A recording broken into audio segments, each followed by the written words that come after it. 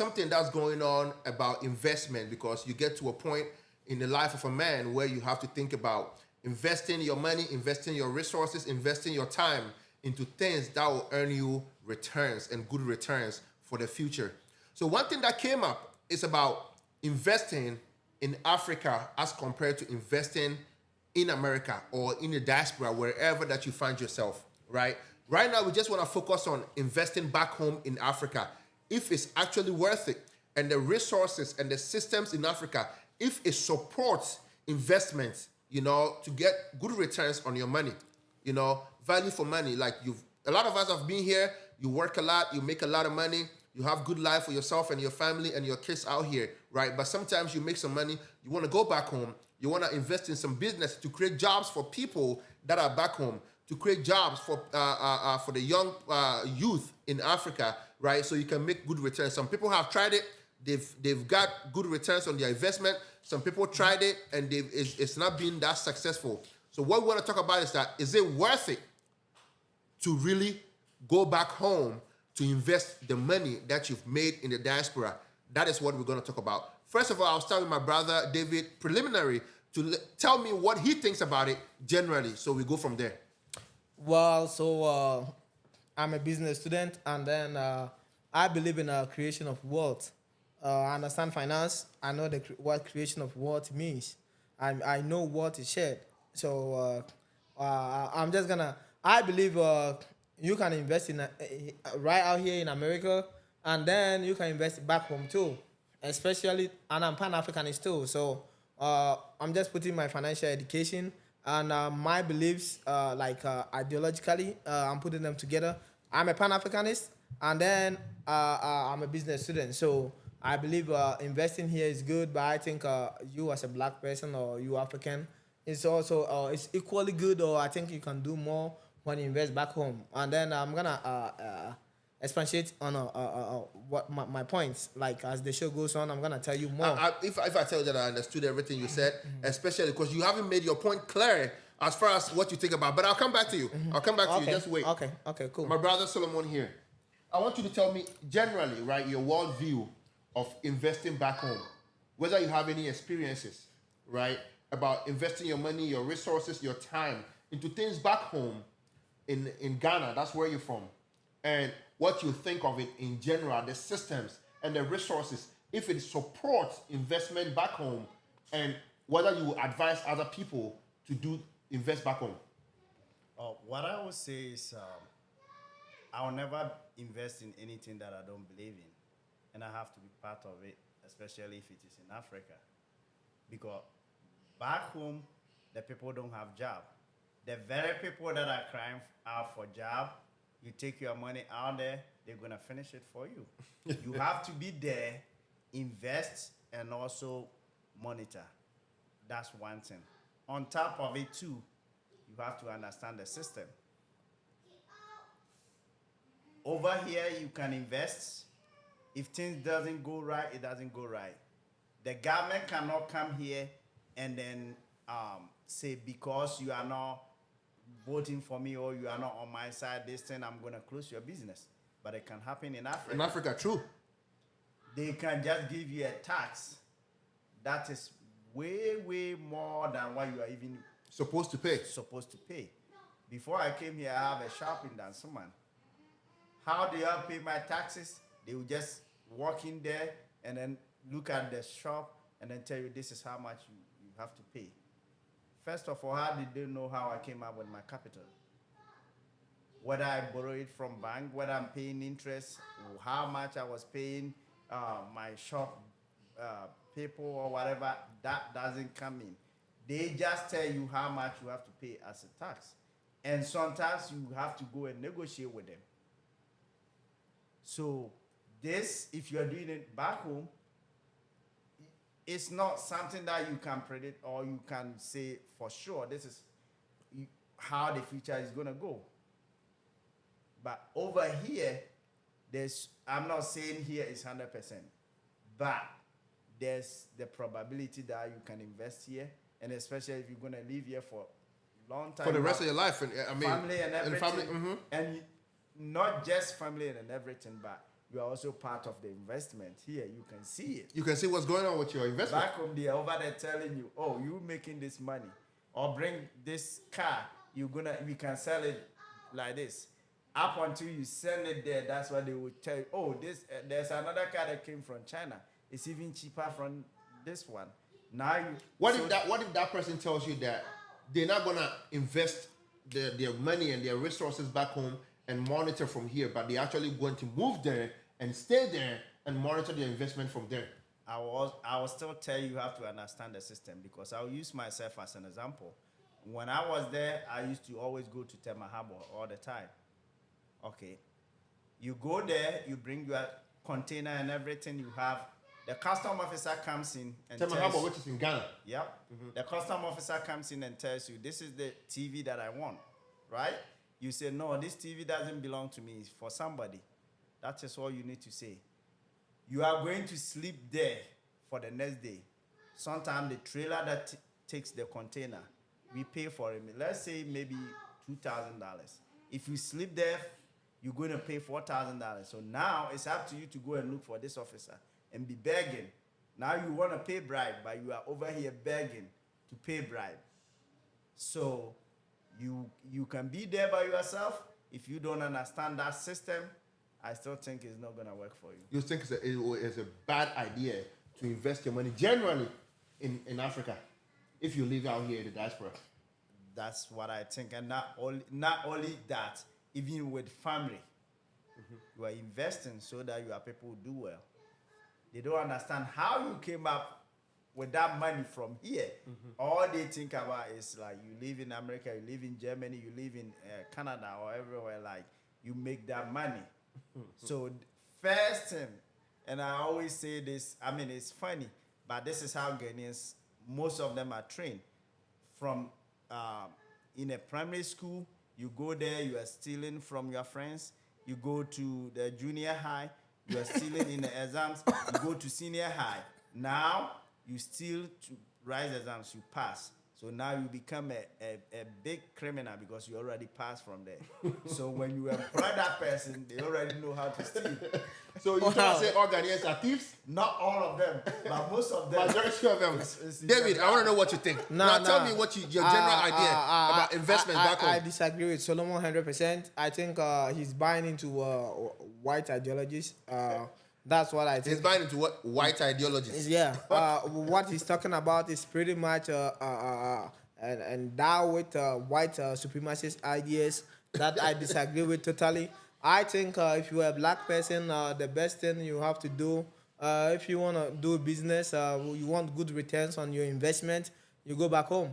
But going back home, you can go to Ghana, any other African country, that's fine, based on your discretion. That's what I'm going to say. But let me come into the facts. Why I think people should rather, if you want to invest in Africa, it's good for you. So, and I'm going to give you a clear example. The richest black person on earth is African. And there are more rich African than any other black race in this world. Because the continent has all the Africans. It has millions and millions of other. The African, the diaspora is just a very minimalist Whatever number. they call bribe in Africa is called lobby in the US. No, I'm talking about. No, I'm telling you. The richest black person is in Africa, because most Africans, about 95% of Africans, live in Africa, in the continent. So it's easy to get somebody out within the group who will be the richest. Well, we as Africans, or we as black people, we made to believe anything that we do is not good for us. We have to believe in the US, in the UK, believe in something else. But we as people have to believe in ourselves. There's nothing wrong with America. I'm proud of America. I love American ideologies. I learn from America. You have to be you. You have to believe in you. You as a person, once African people start not believing in themselves, thinking they're going to go somewhere to do well, that's why Africa is not doing well. And that's why I feel no African country is independent. When you come to finance, or how are you going to be independent without having no financial independence? Because you're still dependent on the, what do they call it? Colonizers. IMF. If you're dependent on IMF and the World Bank and doing this are all political institutions. So if you have a country that's surviving, barely Ghana, Solomon was saying the people are corrupt. This. I can cite a whole lot of corruption in the U.S. here with the politicians in the U.S. But you still haven't said why you think it's more lucrative to invest back home. So, if you're a black person, I'm just gonna give you an example on. I'm just gonna be practical. This is not. I think if you invest here, it's equally good. But I'm saying, just believe in yourself, and believing in yourself is doing stuff that benefit people, that black people too. There's no. I think you are just sounding like because you are black, you just have to go to Africa. I No. never said that in America there's no stealing, there's no corruption. No. I You never you said you that. just stretched on Africa. When you go to your network is your net worth, and then however you're able to network yourself wherever you find yourself is how you're gonna be able to survive. All these business people making money in the US here is because how they're able to network themselves. And then if you are in Africa networking yourself, you call it bribe. They call it lobby here. So I don't want us to be looking down on our own people with using terminologies which are not true. Because if you can maneuver yourself here to be rich, you'll be billionaire in Africa. And then you have to build your network. What I'm saying, let me come back to what you were saying. Why I believe people should invest in Africa.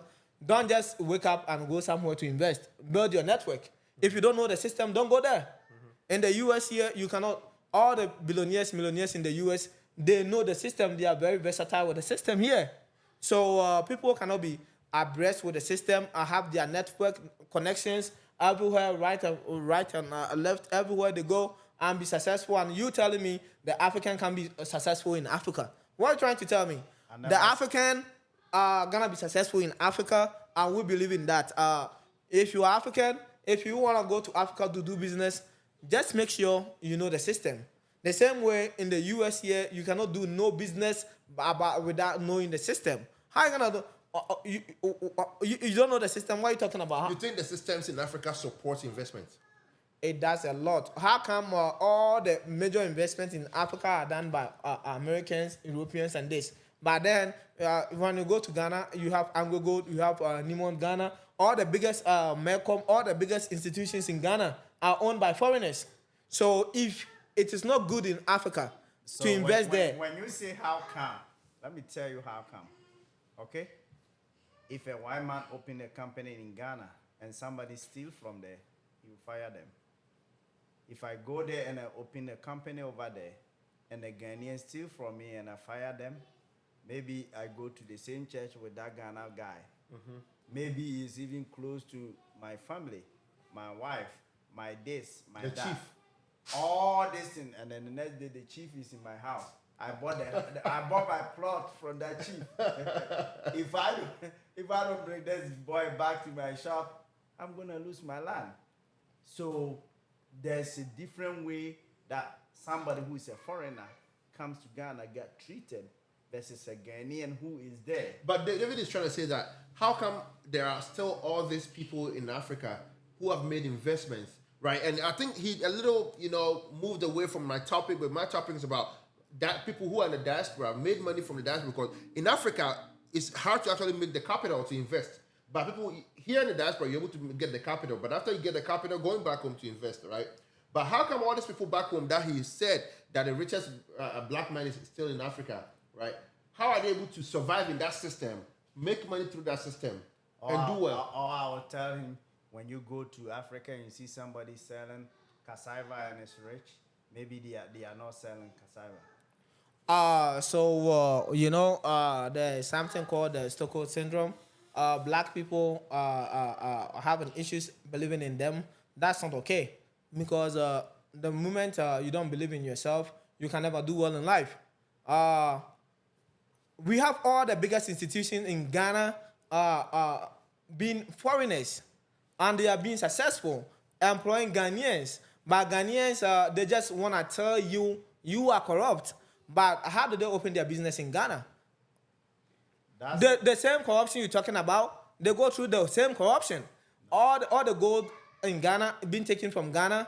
What do you think corruption comes from? Well, Ghanaians are okay with a foreigner coming there to take gold and give us 10%. versus our own Ghanaians even giving them 30%. Yeah, it's all because we have the ideology. We can't do it. Like we believe in, we as Ghanaians or we as black people, we as African, we cannot do anything for ourselves, and we look down on ourselves. While the same people stealing from us, they are the biggest thieves. But then we fail to see. Let me come to this point. They say innovation is creative distraction. When people want to steal from you, right? Unless they destroy what you have, if once you have value, you believe in what you have, they can never steal from you. They cannot never take you. But once they break you down, and that's how they break African people down. So they just destroy, they distract us, and then everything they say, now we don't believe in the black person. But the same black people we don't believe in, all these foreign institutions are in Africa. All the whole world is in Africa. Africa is like the market of the world. So everybody is there shopping, getting resources for themselves to enrich themselves. Meanwhile, the African is being made to believe the African is corrupt. No, Who is more corrupt? Is it the IMF, the World Bank, the US, the UK, or is it the African that is more corrupt? it is the African that is corrupt. I you don't- disagree with if you. you don't take yourself to IMF, they will not give you the loan, right? How do you have gold, which is metal, and you are every day you're over here chasing paper? So when you do that, and they know that you are not thinking, they're always gonna take you as their slave. That's how it is. If you wanna go back to history, I want you to do research. The very people that started negotiation gold, every minerals in Africa, they have the plan and everything back there with whoever you call them, white people or whatever, because they always know that when they come to Africa, they come in to get 10%. We like respect, so they will give you respect and then take whatever we have, and then we'll be out. But let's come back to how you take your money from here as black man. You go to Ghana, you go to Zimbabwe, you go to Uganda, and then how can you be successful there as a black man when you get there? You from your own country, if somebody doesn't like you, you are not going to be successful. Not all the time, but most of the time. The person that you employ knows that when they steal from you, the next time they can come and apologize. But do you think they can go to the Lebanese store and steal a bag of rice and the next time go there and apologize? No. Well, that's where I disagree with you. That kind of ideology, we need to kill it. Ghanaian businessmen, if you're a Ghanaian, if you're African, anywhere you are, believe in yourself, believe you can do it, and yes, you can do it. If Lebanese people, Indians are in Ghana and other parts of Africa making money, why do you think you can do it? Because the people made you not to believe in you.